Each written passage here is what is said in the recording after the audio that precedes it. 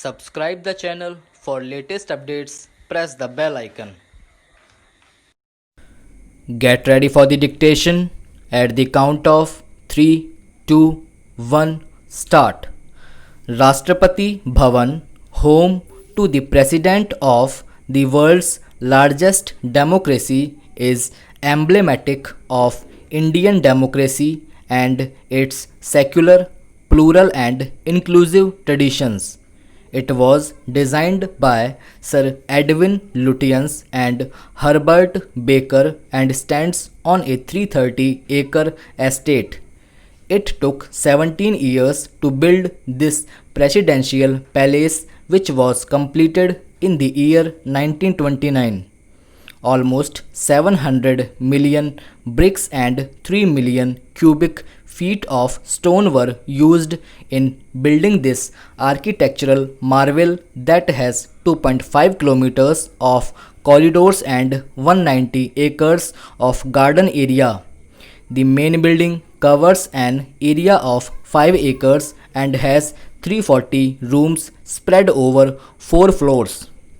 The famous Mughal gardens of the Rashtrapati Bhavan cover an area of 15 acres and have 159 celebrated varieties of roses, 60 varieties of bougainvillea, and many other varieties of flowers.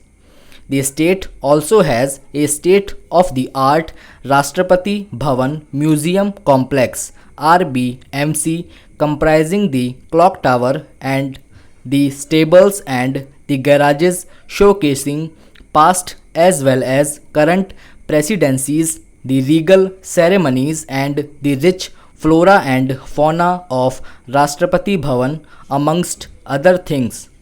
The RBMC was inaugurated by President Pranab Mukherjee on 25th July 2016. For the convenience of the general public, Delhi Tourism has extended the facility of Ho-Ho buses to the Rashtrapati Bhavan. The Mughal dynasty practically came to an end when in 1803 the native rulers defeated by General Lake of East India Company near Patparganj. The East India appointed first resident of Delhi as the protector of battered Mughal crown.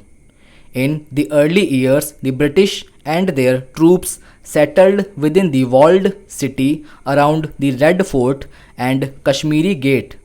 The city underwent drastic transformations after the War of 1857. One third of the city was razed to rubble in 1858 and the East India Company transferred the rule to the British Crown. On 12th December 1911, at the historic Delhi Darbar, the George V, the Emperor of the British Empire, proclaimed the shifting of the capital of India from Calcutta to Delhi. After announcement of Delhi as the capital of India, the preparation for the building a new city started with majesty, pomp, and show. Thus came up a very special city, New Delhi, the dream of Edwin Lutyens and Herbert Baker, city planners and architects. Built on the area in and around Raisina Hills, the new city housed among the landmarks the Rashtrapati Bhavan, Viceroy's House, the north and south blocks of the Secretariat, and a council chamber which now houses India's Parliament, the 42 meters high Memorial Arc, India Gate, Connaught Place, and numerous roads, parks, and other structures. On the site where Delhi stands today, several cities have risen and decayed in the past. Their relics illustrate important phases in the architectural history of the country and are visible symbols of Delhi's glorious past.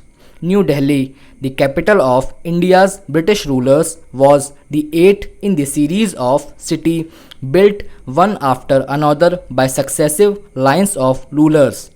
The national government, which took over on the attainment of independence in August 1947 has not built another city. New Delhi has, however, expanded manifold and is rapidly undergoing transformation. It is from New Delhi that most visitors form their first impression of the city. Much of the New Delhi was built between 1920